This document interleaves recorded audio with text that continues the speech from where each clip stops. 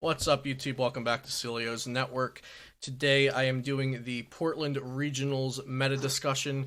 There's only a week between Richmond Regional starting and Portland Regional starting, so less than a week between the two to prepare. Personally, I am not going, but I did have some requests online and I asked around if people were interested, and there seemed like there was a fair amount of interest in this meta discussion. So we will talk about this last chance to play the black and white through Unified Minds or through Hidden Fates expanded uh, format and before the bans that are going to happen. I have two guests with me today, Hunter Butler and Ben Branch. They both played at Richmond as well as I did. Hunter, and then Ben, you want to introduce yourself? Sure. My name is Hunter Butler. This will be my 14th year playing Pokemon. Not all of them competitively, but been playing for 14 years. I'm sponsored by ColorTap, a team with myself, Finn, Carter Marsh, Joe Sanchez, Hale Overnight, and Mike Morin. I got top 8 at the latest, what was the one before this, Knoxville? And probably my most notable accomplishment was making Stunfisk. Stunfisk Spirit Team, and that was top 8 at this past season's NAIC, correct? Yep. Cool. And Ben? Hi, I'm Ben Branch. I'm sponsored by QCG alongside Will Jenkins. I made top 16 in Virginia, and I have like 800 points. Cool, cool. So let's just start off with the big thing everyone's talking about, Egg Row. This is Rowlet and Executor tag team with both Vileplumes. So there were two lists that were played at Richmond Regionals. Right now on the screen I have up JW Kraywalls. He won the whole tournament with Egg Row. So Hunter, did you know about Egg Row going into this tournament? If you didn't, what did you think when you first started hearing about it? Give me your thoughts. Okay, so I did not know about Egg Rob before the tournament due to my own ignorance, and that was because my teammate Carter had been playing it for like a week or so, and he got like between like 45 and 50 hours, and he posted in our group chat like just played 30 hours with the Egg Row the last week. I feel like I'm going brain dead, and I just never read that chat. And so come the night, nobody talked about it. It wasn't in our top 3 for me and Finnegan, and so I just didn't know about it. And I ended up starting up the tournament 3-0, and then I was sitting next to like literally like 4 Egg Rows, and they're all 3-0, and I'm just like, what is this mess? And I played Night March, so I was like, please get the hell away from me. Like I do not want to play that at all. Yeah. And I played two back to back. I went from 3-0 to 3-2. So Jeez. it was a really oppressive deck. But I think the deck was obviously an incredible meta call, like god tier meta call, because they just expected like all of these fast item decks like Night March, Darkrai, uh, the Archie Stories, and obviously playing on decks like Buzzplant, who just play a lot of basic Pokemon and a lot of special energy. And then they had a strategy for Zoroark, even though it was a good matchup. So like it was a really well thought out, put together deck. I mean, I thought Egg Row was just like a Facebook meme, so it was definitely like the Egg Row regionals, like 100%. They all did very, very, very well. Yeah, your teammate Carter Barsh, I believe he was on the Rare Candy meta discussion. And he mentioned something about either the Egg Row or the Vileplumes or the Sceptile. He mentioned something about that. I didn't put too much thought into it because I didn't know anyone else aside from the group of people I was talking to actually knew about it. Um, I had actually tested the list made by Aaron Friedman and a few others, and I told Ryan Antonucci and Rob about it, who went on to play it at the tournament, and I believe Ben Branch played the same list that Ryan and Ian played. So Ben, you want to talk about that? Yeah, so what you have to understand is that Rowegg is basically like a theme deck. You play like 1 or 2 cards a turn, and the deck is actually ass. Yeah, the deck isn't this big production, right? Definitely not. And No, exactly. I ended up playing it in the cup. I went 6-1 in the cup afterwards. I had 90 people or whatever. And I changed a couple cards. Obviously, I didn't know any list. I didn't ask Carter for his list. I was just like, I asked Ben, I think like far after the tournament at the end of day one, like what a skeleton looked like, because I wanted to mess around with stuff that could possibly beat Zoro Control, because that was the clear problem for the deck. And I ended up playing a Honchkrow and a Guru and a Flare Grunt, some stuff like that to kind of combat Zoro Garb and Zoro Control a little bit better. But the deck is, dude, Item Lock, Marshadow, and Plant all in one turn is like ridiculous. It's actually just, if you pull that off, it's just like your opponent just can't do it. Yeah, you actually came over during day 2 and showed me like the different things you had going on in your list, and your list looked pretty nuts. Item Lock, Plant, and Let Loose is actually what I played for the tournament. That's my deck in a nutshell. I played Trevenant with 4 Power Plant. Yeah.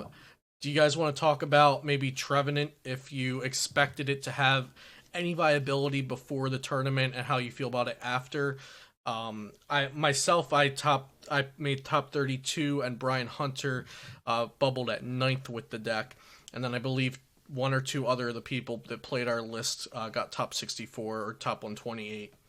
Ben, thoughts? I think Trevenant is bad aggro. I don't know what matchups Trevenant has that I wouldn't rather be playing aggro. Hunter? I've never liked Trevenant, and I've played through since Trevenant has came out, and I've never thought in one tournament like, oh, I want to play Trev. I'm actually curious to hear like what your matches were, like what you won, because I don't understand how you beat Turbo Dark, and like I also don't like. I know you got top 32. Did you play against any aggro? Did you lose to any aggro? I went 0-1 versus Agrals. I tied Ian Robb in round 9 of day 1. And both games I lost versus Ian Robb came down to N or Ace Trainer him, does he top deck an energy? And I lost to Ryan Antonucci in round 4. And my games versus him also came down to, all right, I'll N or Ace Trainer you. Do you have the one card you need? If not, I win. Basically, what Trevenant does in that matchup is you pressure their Eggrow with Energy Drive from Lele, like twice maybe, and then you Psychic Assault them with Wobbuffet, and then it takes them 3 turns to rebuild another one since they have to manually attach. So it's not an easy or favorable matchup by any means, but I was able to take out a tie versus Ian Robb, which was very close to either one of us winning. Interesting. Yeah, and also Zoro Control, I went 2-0-1 in that matchup. I played against Joey Rudiger, Caleb Gedimer. I came out on top in both. Oh, no, I'm sorry. I tied against Joey Rudiger. I beat Caleb Gedimer, and then I also 2-0'd another Zoro Control somewhere throughout the day. And that matchup felt pretty good, and I'm not sure. How is that for Eggrow as someone who's played it, Ben? I think the matchup is okay. If they play Reset Home Marshadow, it's much worse because they can just get rid of Power Plant every turn. I played versus a 1 and I beat it. You have to go Sceptile, Power Plant, Item Lock in that matchup, and then you just want to pressure their energy. I didn't play versus any of the DDG lists that had more waters, so I think that's probably the worst. But I think it's like either 45-55 or 50-50. Okay, cool. 55 in Aggrow's favor? No, I think Eggrow's like slightly unfavored. Okay. I think the 4 water list just outright beats it. I don't think it's, I would say it's, I wouldn't say like more than 60-40, but definitely close to that in favor of Zoro Control if they have the 4 waters. Yeah, the 4 waters was the 4 waters was broken, especially if they have more counter stadiums too. The issue with the waters list is you can just stick a Vileplume Burning Shadows active, and they can't like pressure it. Yeah. That's why you attach twice. You attach your waters to Zorak and you go attack. Yeah. And then, you know what I'm saying? The Skeptile can't get rid of it. The Vileplume's not doing much. Or 2-shotting Eggrow before they even get going to starting their 2-shot against you. Okay, cool. So, what do you think translates over well from Richmond into Portland? So, Ben, do you expect the meta to look the same, or do you think there's going to be decks that are just hating on Eggrow with it having this massive amount of success? Do you think Eggrow can still be good again in Portland? I mean, I think the obvious counter to Eggrow is Zoro Control. What percentage of the populace is going to be willing to play that? I'm not sure. I'm not really sure what else has a great Eggrow matchup. I know the Dark Box like deck is probably good. Yeah, Turbo Dark with Weavile GX. What is? I can't imagine that's favorable for Agral, is it? I think so. I played versus the guy, and then I won game one, and I got double donk. And then I know that I think he hit Ian, and I know he hit JW. I think at least he hit JW and Swiss. And I think he like lost to all of them or all but one. So like, I don't think the matchup is super favorable because I think you just item lock them and then give them a small hand, and then they like power plant, and I don't know what they really do. Okay, sounds good. Hunter, what would you say that going into Portland, the internet or the community, what do you think they thought the best decks were, or what everybody was believing to be the best decks going into Richmond? Okay, so going into Richmond, I think everyone just like put all faith in Archie's and Dark. They were just like, all right, these are the best attacking decks, and they disrespected decks like Pika and decks like Eggrow, obviously, which I would call like Eggrow a pseudo aggressive deck because you're like what you do is just so powerful that your opponent can't like their deck doesn't function after let loose item lock plant. So it's just like this big wombo combo that just takes them out of the game. And so then with the hype of Archie's and Dark, and also the hype of like Control, something like Sableye and Zoro Control, people thought, well, because they're hyped up, they're just not going to show up in numbers. And so that's where the Night March, Buzz Plant, Hitmonwob, I guess, if you count that. I don't think a lot of people played it, but and Zoro Garb came in and we're just like, all right, we're just going to take Zoro Garb's going to take the 50-50s to everything, and Night March and Buzz Plant are just going to cheese off the same combo that Eggrow is cheesing off of, Marshadow and Power Plant. So I think you can honestly like categorize the format into two like groups where you have decks that cheese off Plant and Marshadow, which is Eggrow, Night March, Buzz Plant, and I guess Trevenant. And then you have the other decks that are trying to attack or destroy your board state, which would be like Archie's, Rayquaza, Zoro Garb, Zoro Control, Sableye, Eggrow, or no, Eggrow's in the other section. And so going into Portland, it's like you really honestly just want to beat Eggrow, Dark, and Zoro Control. If you can beat those three, like everything else should be fine. Okay, good thoughts. I was looking at it going into Richmond as there being the meta, the counter meta, and then what beats both kind of thing. And the meta, of course, being the attacking decks, the obvious decks. And I really did not expect any success from those obvious decks. Like the Turbo Dark and Archie's. I wasn't surprised at all to see no Archies in day 2. I was actually surprised to see some Mewtwo variants in day 2, but they got dead last. They got 38th and 39th. There was a Mew Plume and then an undefined Mew deck. I guess it was Mew Guardy, but there's no list on Limitless. And then I was actually really shocked to see Turbo Dark be able to make it all the way to the top, but potentially it was because he was playing that surprise Weavile GX that we didn't take into account. Him, bro. Yeah. Weavile was literally like going up the mountain in Richmond, and this dude was just riding Weavile's back all the way through all the Zoro Yeah, he control sort of things luck out. sacked into top 8. Yeah, the Weavile. That deck choice was broken. Like, I'm not trying to hate on the guy, like, because the guy made an amazing deck choice. Yeah. But, like, there can't be any of these decks game 1 that were just like, all right, I'm totally gonna buy this dude, and he drops the Weavile, and you're just like, well, there goes my whole 20-minute game plan as Exactly. like Zoro Control. Yeah, Zoro like, too far in. Zoro Control, if they don't have a power plant stuck out there and they're just going like, okay, we're going to cold crush all of his energy, get this guy stuck, and then that's your game plan until they drop the Weavile GX, right? And then you can't just stick it anymore. And then like you get 2 chances too, right? You get to Dark Union and you get to evolve it, so it's like it's not even like they can get rid of 1 Weavile. They physically have to get rid of 2 Weaviles. Mm-hmm. The real issue is that they also can't Silent Lab and Power Plant, so his list played Guru and Weavile, so you couldn't turn off Weavile and the Guru. Oh, Mew too as well. He played double Mew. Yeah, Mew FCO. That's kind of insane, actually. I looked over the Aranguru and Struck. That's actually insane. So they couldn't stop both things that were countering their decks.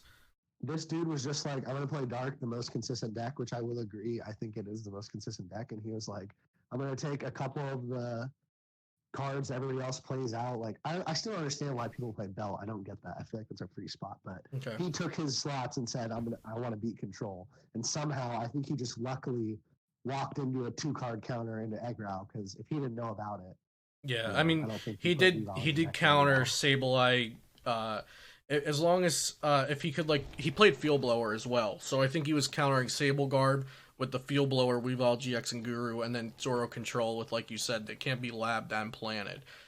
So it looks like he just took a consistent deck, like you said, and then put in a few cards for the Control matchups because everyone was hyping Control. Exactly. Because, like, you and couldn't. Control still did well. Yeah, for sure. But, like, you couldn't realistically get further than, like, 3-0 and expect to dodge Control decks, in my opinion. Especially if you're going to count Eggrow as Control. In my day one, I played against 2 Eggrow and 3 Zoro Control.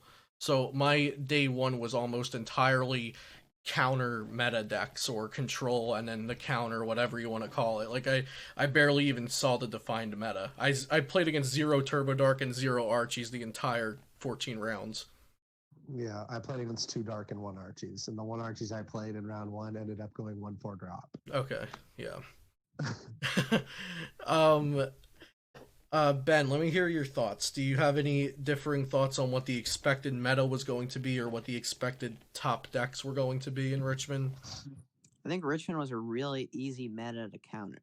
Like, there was Archies, there were like the Mewtwo variants, and there was like Turbo Dark. And if you could beat those, like, you could probably do well. Mm-hmm. I tend to agree. I felt like as long as I didn't get very unlucky with Trevenant, which I calculated to be in the top 5 matchup spreads for known archetypes. I didn't calculate Eggrow since I didn't expect anyone but, like, Ian and Ryan to play it. But I felt like if I would hit enough, like, Buzzgarbs and Night Marches and then 50-50 decks, that I would be able to at least get to day 2. How about Guardian and Sylveon tag team with the Aromatisse? We haven't talked about that yet, and that was definitely a surprise archetype on the weekend. So this deck saw a little bit of play over the Origin special event weekend. A couple people played this at the Expanded Cups, but that was a set and a half ago, I believe. Did you guys expect Guardian to be able to see any kind of success? Because I think this was another great meta call. Ben? I looked at this deck for like 30 minutes the week before Richmond, and I played a few games, and I was like, this is fucking awful. And then I never played it again. Hunter? So Frank played it in the Origins thing, and it's funny that you mentioned it, because he actually played it because he left all of his expanded cards 2 hours away, and all he had on him was Guardies.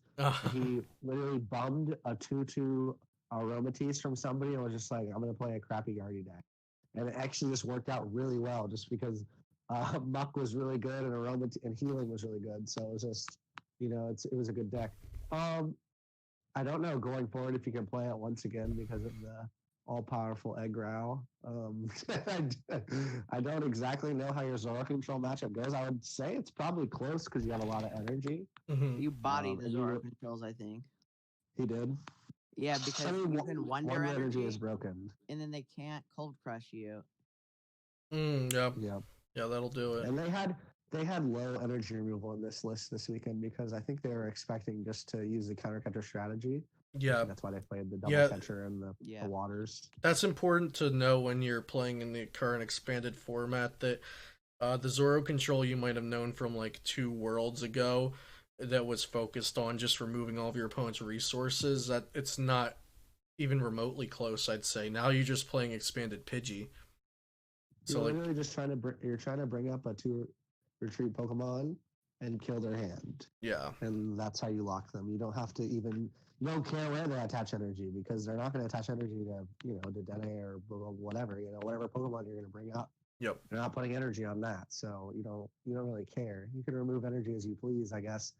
Like, I can't really think of a matchup where you're not just bringing something up and killing their hand and you just have to Plumeria every turn. Yeah. So out of the, I'll call them the counter meta decks, we'll look at Night March and Buzzgarb, Shrine, Plant, or just Plant or just Shrine, and if you even want to include like Vespiquen Flareon, since it did get 2 top 32s, and if you want to mention Hitmonwab, even though I think it's just inferior to all of these other ones I'm mentioning. Are Tier deck. are any of these counter meta decks that rely on single prizers and let loose and plant and special energies, are any of them extremely viable for Portland, and which one do you think is the best, Ben? Sorry, can you repeat which decks you're talking about? Yeah, Buzzwole, Garbodor, Plant, Night March, Vespiquen, any of the like let loose plant and then special energy decks that's focused on single prize attackers. I think Vespiquen is very, very good right now. Okay, why Vespiquen over Night March? You just play 3/3 Flareon and then you body the Eggrows. Very good point. Yeah, I know Rahul was hoping to squeak through all of the other matchups and just hit Eggrows, because I think that could have been pretty okay for him if he made it into top 8. That could have looked like a good top 8 for Vespiquen. I also think you can play Swampert and you have like an okay control matchup. Okay, yeah, interesting. Swampert can also not be taken down by Silent Lab or Power Plant. So Zoroark control specifically can't stop the Swampert, right? Well, it can get trapped active fairly easily, but yes. Okay. Okay, yeah, so that's trapped active or not draw out of it. Maybe play... They already As they played the come around, Guru. As long as you don't leave your Guzma in the discard pile, you're fine. Like as soon as the Guzma gets lost zone, then you're having problems. Yeah, agreed. Like that matchup, I would say like you can play Swampert or even Zebstrika. Zebstrika is the same thing. It has one lesser treat. You can just dump your hand whenever. Yeah. They can So kill I it think that's very totally easily. possible. Yes, they can kill through it easily. I'll give you that. But you could probably like Swampert. You have to Archie out, right? You could play a thicker line of Zebstrika or Yeah. you have to kill too. Those are some good thoughts. Hunter, what do you think about Buzzgarb? So Buzzgarb, I think, was one of the safe decks. Like someone in my group played Buzzgarb, and a lot of local friends, when asking what to play, I kind of sent them towards Buzzgarb, and I saw a lot of groups doing this, and it seemed like it was very good at getting points this past weekend. And my friend Jake Keebler, who actually sent me the original Buzzgarb plant list that I popularized on this YouTube channel. He was the first one to even mention Let Loose Plant being oppressive and expanded to me about a month ago. He ended up making top 16 with the deck. Do you think it can get through all the control decks? Do you think maybe people just go all turbo next week? What do you think for Buzzguard Plant? I don't know. The list would definitely have to change. You actually just cannot be aggro. It's like impossible. They don't play enough items for you to utilize trash lands. The list would have to look very different. I think it would have to include cards like Wobbuffet and Stealthy Head. I think maybe you could get there, even though they have a million Faba. But like personally, and I love Buzzguard. Don't get me wrong. I'm all about Sand Sledgehammer. But I just don't think it's good for this weekend. I don't think Night March is good either. I played Night March in the main event, and I purely played it off of the back of I didn't like anything except for Zoro control, and I didn't want to do that to myself for 9 rounds. So I was just like, whatever. I'm gonna full send Night March because I haven't said Night March since 2015, and I don't think that deck survives either. Once again, I think you would have to tech some very list specific cards like Wobbuffet and Stealthy Hood to be able to take care of Eggrow. And like, I don't want to dedicate my tech spots to one deck. It's just not worth it expanded when there's like 20 different decks. It's just not worth to tech your deck heavily for one matchup when you may not even play it at all. Yeah. So Jake Keebler, top 16, I have his list up here now. He did beat an Eggrow in day 2. He said that he got lucky off a he won 2 games versus it. I don't know how he pulled this out. I'm just saying that it's somehow possible out there to do it. He said he got lucky off a let loose once, and then his opponent misplayed in another game. And I'm not sure. Like, you can't count. Okay, sure. You got one game. You got one series. That's okay. Examples like that are like examples you give everybody like, oh, like why did I win the tournament? It's because those things didn't happen. Because at some point you're beating all your good matchups, and then you get your bad ones, and you get lucky, and that's how you win a tournament. Yeah. But like, this doesn't count that match. sure. Yeah. I would, especially with the misplay. Like, you cannot count a misplay as like, oh, my opponent misplayed, so you could definitely do it. Like, right. Well, in my opinion, what I want to highlight there is that it might be possible in day one to sneak out a win versus an egg route. Like, if you have people copying the deck and whatnot, and you're worried about the day one popularity of egg route. I don't think they can misplay aggro though. That's what I'm thinking. Baby Plume, and what do they do? It's actually insane. Like, they cannot, like, the Plume that does the basic block. You barely play any items, so maybe we'll have 2 at most. Yeah, you're 2-shotting Garbodor, and they're 3-shotting you, 4-shotting you. Like, and you have Faba, so you, like, anytime they try to prepare for your other trash lands to die, you just Faba off the bench energy. Yeah. I don't know. I'm just saying it happened. It does sound impossible. I'll tell you this though. I guarantee we can sit here and say all night that it's impossible for Buzzgarb and Nightmarch to beat Control and to beat Egg Route, but Let Loose does things, number one, and number two, people just love that deck. They'll full set that deck forever. So yeah. I would expect to play against one, but I don't think many people are going to try their luck this weekend.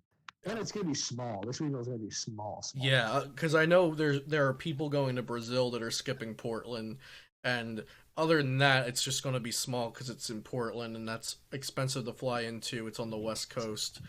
That's personally why I'm not going. It's way too expensive, and I have regionals and driving distance later on in the season. On to Zurich Garbodor. This was looking like not technically, or what I would call a safe pick like I would with Buzzgarb. Like, Buzzgarb I would just hand to literally anybody and say, get some games in with this. I think it's a safe pick for the tournament. Zorogarb seemed to be one of the favorite, like, default choices amongst the above average and higher players. Hunter, I know, so you're teammates with Finn, and Finn's a huge advocate of Zorogarb. I know he likes the deck. What was drawing players to Zorogarb, an archetype that's been around for a while, that just keeps getting power crept out little by little? What was keeping it in, and what stopped it from making it into the top 8?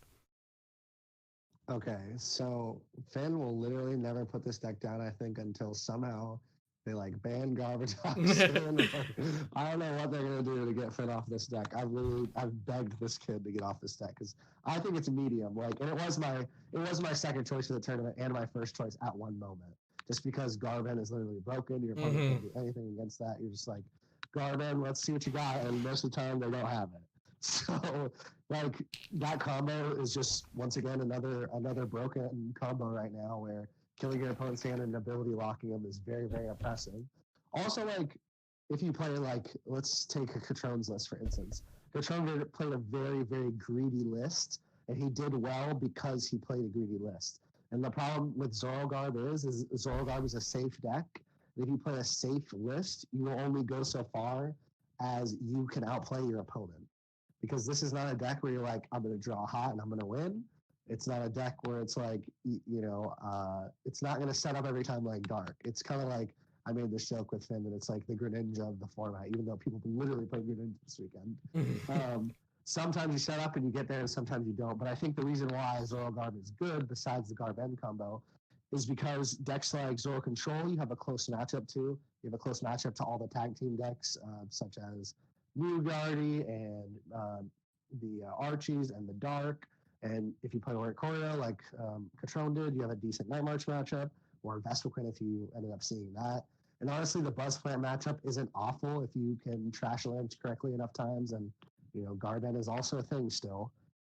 So I haven't played the four power plant version versus Zorogarb. That might change a few things for how I think the matchup goes, but generally I think that Zorogarb doesn't do any worse than a 45 in its favor. Yeah, we were myself and a lot of friends of mine were playing Reset Hole in our Zorogarbs. I'm looking to see now if Katron was playing Reset. Yeah, he played Reset He Hole as did. well.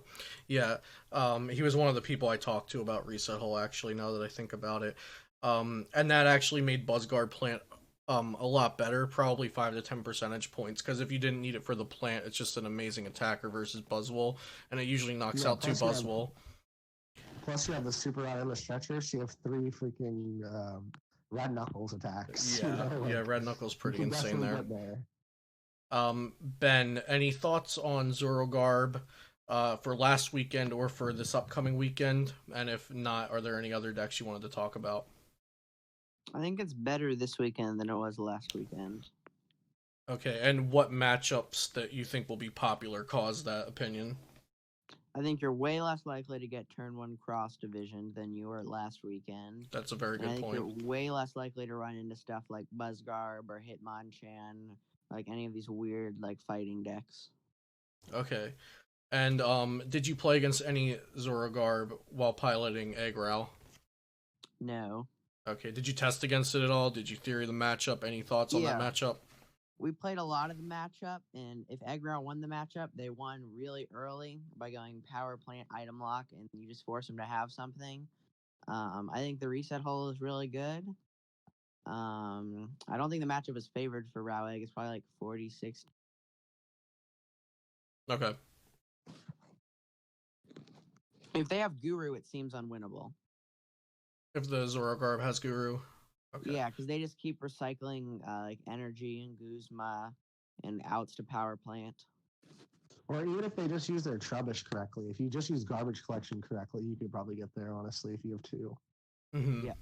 That makes sense. And if you have Wobbuffet, it makes a huge difference. I know Catron didn't play Wobbuffet, but myself and Finn both play Wob in our list. And you can just stick Wob in the active, get it on the item block, start doing what you want to do. Yeah, Katron was on the Cabalion GX for Archies over the Wobbuffet for a more universal use. But going into this weekend, I don't think you worry about Archies. But then that gets into the whole mindset. Do you start worrying about Archies because people are saying you don't? But No. you shouldn't think that Absolutely too far not. ahead. No good Archies- players are going to roll up and play Archies. Yeah. No, it's not even about the good players. I don't think you actually have no chance against Eggrow or Zoro Control, so there's really like no reason to play that deck. They played 3 Lab for a reason, Mm-hmm. so you're just gonna get Lab, and it's not gonna go well for you. And honestly, after this weekend, I don't even think your dark matchup is that good. Oh yeah, I wouldn't say the dark matchup is like anything insane or even like a reason to play the deck. Are there any other decks we haven't mentioned, either Hunter or Ben, before we go into kind of the wrap-up questions for the discussion? I think Pika is really good with Jolteon GX. I think your turbo matchups aren't bad, and you beat Rowegg. I also think Groudon is really good. Groudon, okay. Groudon is weak to the egg. Does that come into play at all? No, you body all the eggs. Okay. Yeah, Egg is a free matchup for Groudon because you have Dojo, and you also can play the weakness energy, or I mean, honestly, you could just slap Focus Sash. It really Focus doesn't matter. Sash, yeah. Focus Sash. Okay, cool. Yeah, I completely forgot to mention Pika. Harris made top 32 with Pika and was playing the 1/1 Jolteon GX. Unfortunately, I got paired up against him round 10 and got bodied real quick. Yeah, that's pretty bad. Yeah, Also, I it's guess horrible. the last couple decks for this weekend that we didn't really talk about that are kind of important were like the Regirock decks and the Pyroar Mismagus / like the Duststone decks. Yeah, let's look at I'm pulling up James Langley's Regirock Honchkrow GX. He got top 32. He was playing Pyroar in here as well. He had a whole slew of just degenerate cards all over the place. Yeah, So we had Trash Avalanche and Pyro. I have the list because I'm friends with Joel Strobe, so I knew about this deck, but there was no way that without any testing at all, I was ever going to choose to play that deck. Right. Considering it's like you got to know what the heck you're doing. yeah, with there it. is a whole lot of It's- stuff going on here. Yeah, and I felt like when I was looking at the list, I was like, how do you just not deck out? But you know, the concept of the deck was explained to me by Joel, who made the deck, and he was just like, all of your opponents just go super ham turn 1 every deck, including control. They just go ham for a couple turns, and they've ran through so much stuff that at some point you bring up a 2 prize Pokemon, and they actually just that you have more cards than them, and that's how it works. Mm-hmm. So I thought that deck was pretty sweet. I actually don't think it's awfully positioned for this weekend. If you have access to the beaches and the Regirocks and all the nonsense, and you can cut the Trash Lynch because you don't need it for arches anymore because I don't respect it. So you can put more other techs into it, like a thicker Pyro line and Pyro Break to deal with Eggrow. Mm-hmm. So I think that's not an awful choice, but honestly, with only a week, I barely think anyone would have the cojones to play it.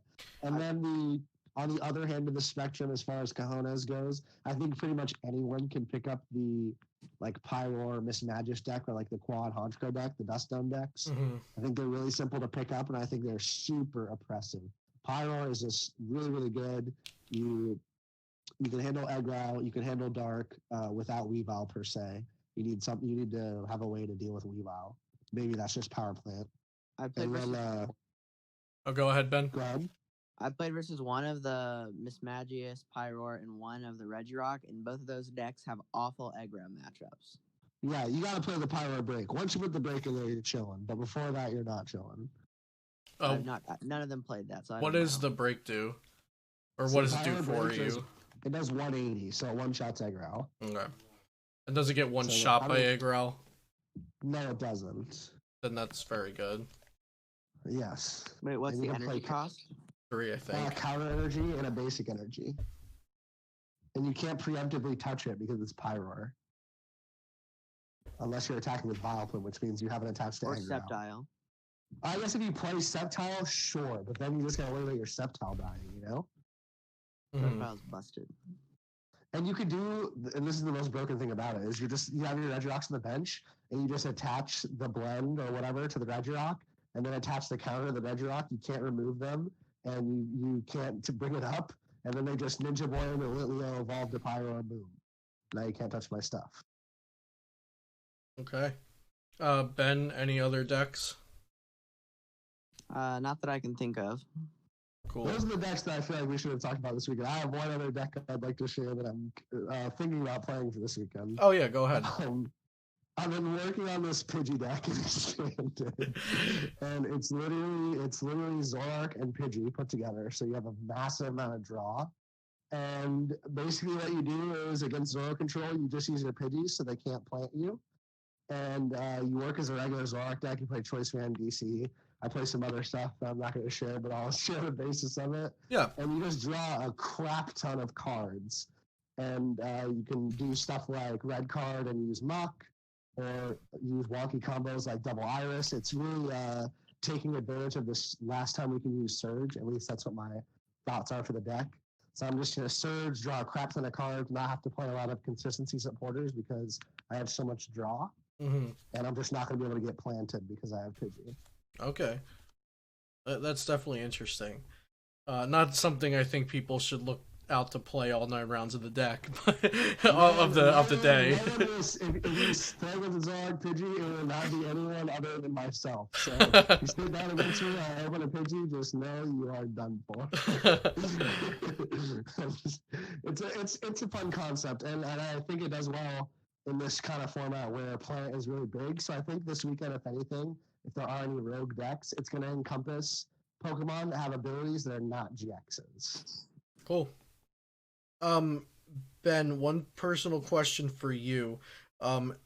After playing the Rowlegg deck and seeing the full grip games list of the Rowlegg deck, what is your thought on Sceptile GX? And if you don't like it and you had to advocate for playing it, why would that be? So I think that the Sceptile list just bodies the non-Sceptile list. I know Ian lost in top 8, but he dead drew. He got really unlucky. It's just really favored because you're doing 130 for 2 energy, and they have to attach a ton, and then you can just stick a Vileplume active and just foil their whole plan. Like, I think the Sceptile version is much better in the Zoroark matchups too, and also versus like there's Regirock or like Pyroar decks. I just think Sceptile is definitely the way to be playing it. Okay. Is there anything that would cause you to play the full grip list instead, or have you just come very comfortable to the Sceptile? I think their engine is very good. So I think the Stevens are decent. I think the Let Loose was something we really overlooked. We played 4N for sort of the same idea, but the early game disruption is definitely better.